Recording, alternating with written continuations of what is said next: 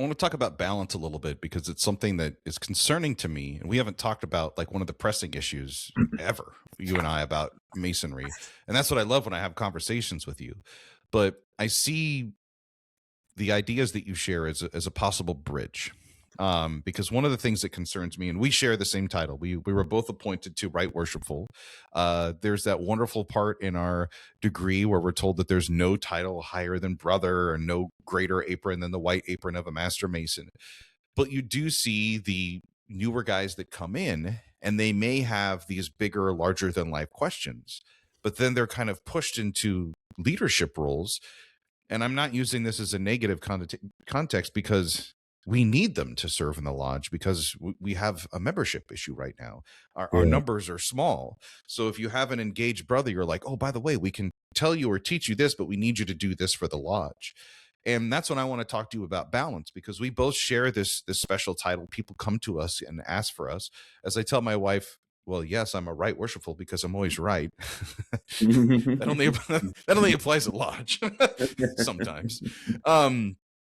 But how do you work with a newly obligated or even newly raised brother to provide them that balance of Masonic leadership opportunity, but also the Masonic education that they need, so they can kind of become, as Angel Millar writes about, like the warrior mystic, the have that artist side, but also the strength side? That's a very interesting question.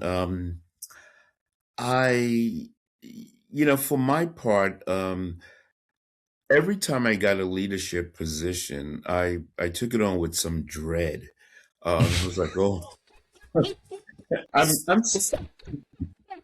I love listen, I'm It's true. serious. I wasn't that big on becoming master of my lodge, because I was interested in the Scottish Rite and I wanted to do work there.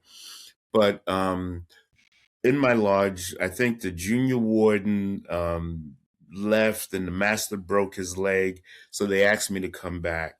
So I I take on these positions with a certain amount of dread, but I've always managed to pursue my other interests at the same time. And I'm very careful about what kind of leadership role that I take on. I mean, the thing with Freemasonry, we have a huge infrastructure that has to Mm-hmm. be supported. We have real estate. We need financial people. We need trustees. We need folks to look over our real properties and things like that, and to um, take on those leadership roles within the craft. I understand that. I've have been saying lately that, at the building of King Solomon's temple, the workers who erected the structure were not necessarily invited into the Sanctum Sanctorum to say their prayers. So I realized that this organization has to have both. And as an individual, I've been very measured. I mean, I'm a right worshipful, but I'm a deputy's rep. So that didn't put a lot of pressure on me. It didn't take me away from some of my other pursuits. Would have wanted to be a DD?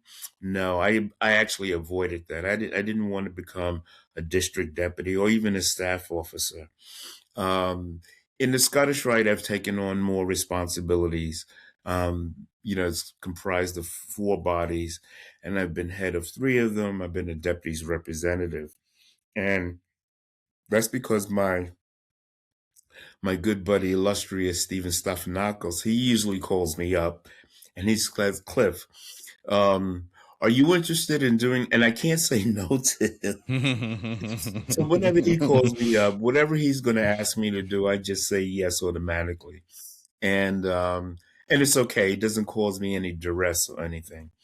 But you just have to watch how much you want to take on. Just being a district deputy. If you're a district deputy in Brooklyn or Queens or one of the other boroughs, you got a lot of traveling around, to do. Whereas if you're Mm-hmm. a district deputy in Manhattan, most likely all your lodges meet on 23rd Street. So all your DD visits is going to be are going to be in one spot. If you're, Convenient. Yeah. it's very convenient. If you're in the outer boroughs, you got to travel around quite a bit.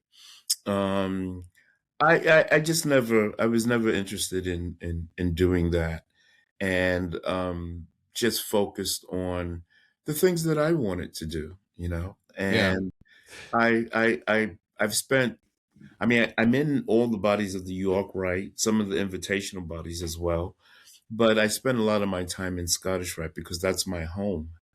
Mm. That's what spoke to me even before I took my first degree, and I always Yeah. knew that that's where I wanted to be.